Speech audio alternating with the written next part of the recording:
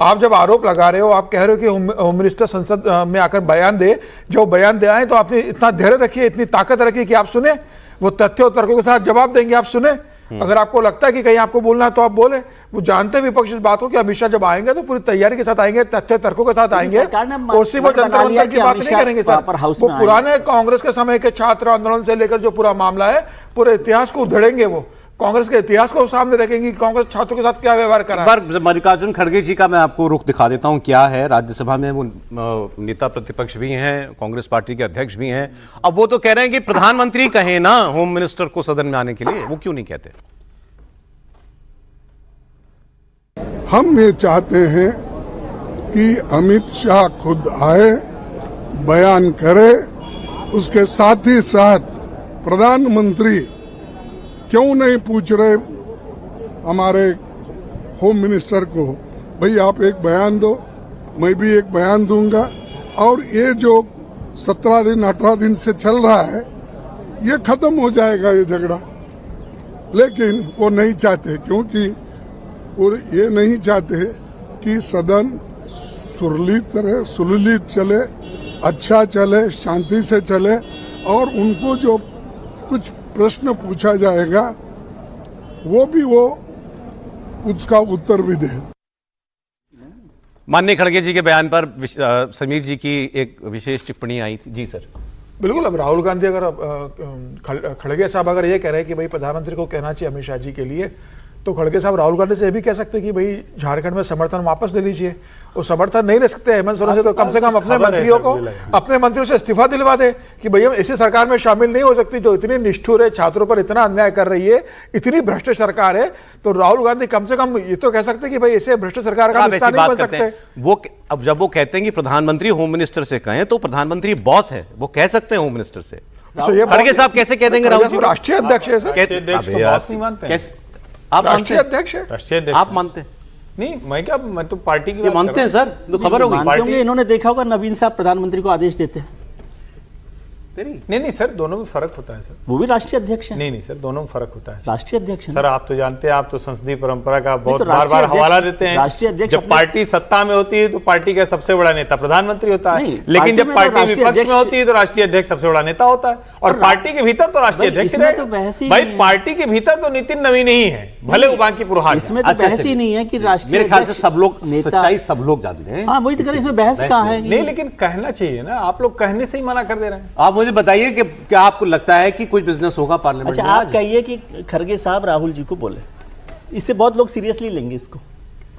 नहीं, मैं तो ये कह रहा हूं कि राहुल जी को स्वयं इस्तीफा अपने मंत्रियों को दिलवा देना चाहिए। जो समीर जी कह रहे हैं, मुझे खबर। अरे सर, ये सीरियस नोट पे रिजिजू साहब जो कह रहे हैं, क्या होम मिनिस्टर आएंगे लगता है आपको पार्लियामेंट? मुझे लगता है अब आएंगे ही आएंगे। अब लेकिन अब आएंगे, वो सरकार ने मन बना लिया। हाँ, मन बना लिया है, तो अब आखिरी के जो 4 दिन बचे हुए हैं इसमें आएंगे। लेकिन सवाल फिर वही है कि सदन जिस तरह से चल रहा है, क्या उसमें बाकायदा बीएससी का एजेंडा बन के आएगा या इसी तरह से चलता रहेगा, ये सवाल है। नहीं तो उसमें भी विपक्ष का ही नुकसान होगा ना, यदि विपक्ष उसको नहीं कराएगा। सरकार तो अपना बिजनेस कर ही लेती है। मैं हमेशा कहता हूं कि सरकार अपना बिजनेस पूरा कर लेती है। विपक्ष इसको नुकसान मान नहीं रहा है ना, विपक्ष तो मान रहा है कि हम ये बार-बार। अरे मुझे एक बात बताइए, एक बात बताइए, ये बिल एक बार लिस्ट होने के बाद कि भाई ये आ गए, ये होने हैं आज। वैसे तो सरकार मतलब हंगामे में भी पास कराती है, लेकिन मूव करने के लिए तो मंत्री को ही आना पड़ता है जी। अब अगर ये आज लिस्ट करने के बाद भी नहीं आते होम मिनिस्टर, तो फिर क्या? कल फिर कर लेंगे। वो कभी भी आना तो पड़ेगा ना। नहीं, जरूरी नहीं है ना, कोई और भी कर सकता है, वो एमओएस कर देगा। नहीं तो वो कहते पार्लियामेंट अफेयर मिनिस्टर करेगा, कोई भी कर देगा, वो तो तय कर दे। लेकिन ये मसला वो अमित शाह जी के आने के लिए एक वो कारण है। मुनितर माहौल एमओएस क्या लग रहा है, उनसे करा लेंगे। देखिए, मुझे लगता है कि जितना लंबा मामला खिंच गया है, संसदीय राजनीति में रस्साकसी इतनी लंबी खिंचनी नहीं चाहिए। 3 दिन बचे हैं, रास्ता निकालना चाहिए। अगर सरकार ने कोई पहल की है, हालांकि उसके ठीक है, उसका अपना गणित है, तो विपक्ष को भी 2 कदम आगे बढ़ के चर्चा तो करनी चाहिए, चर्चा में भाग लेना चाहिए। अमित शाह पूरी बात कहते हैं, नहीं कहते हैं, लाठीचार्ज पे बोलते हैं, नहीं बोलते, उसके बाद विपक्ष हंगामा कर सकता है, सवाल पूछ सकता है, लेकिन चर्चा से नहीं भागना चाहिए। अभी कौन सा आपके हंगामे की वजह से हो रहा है बयान? मैं वही कहता हूँ, चर्चा तो होनी चाहिए। आप अपनी बात कहिए, उनको अपनी बात कहने दीजिए। नहीं, लेकिन वो हंगामे से तो ये दबाव बना है सरकार पर। नहीं, मैं कह रहा हूँ मान लेना, अब मान लेना, जहां तक सरकार आ गई है, अब मान लेना चाहिए। हाँ, मान लेना चाहिए, मतलब ये बात कह रहा हूँ। और जो भी चर्चा करवाना चाहती है ना सरकार, और छात्र आंदोलन पे चर्चा होने में क्यों परेशानी हो किसी को भी? यदि सरकार अपने पॉलिटिकल एंगल से भी देख रही तो भी क्या परेशानी? छात्र आंदोलन पे सबकी चर्चा हो, और मान लेना चाहिए विपक्ष को, क्योंकि मान लीजिए सरकार आगे बढ़ी है या सरकार पीछे हटी है, इसको ऐसे भी मान ले, तो विपक्ष को भी पीछे हट जाना चाहिए।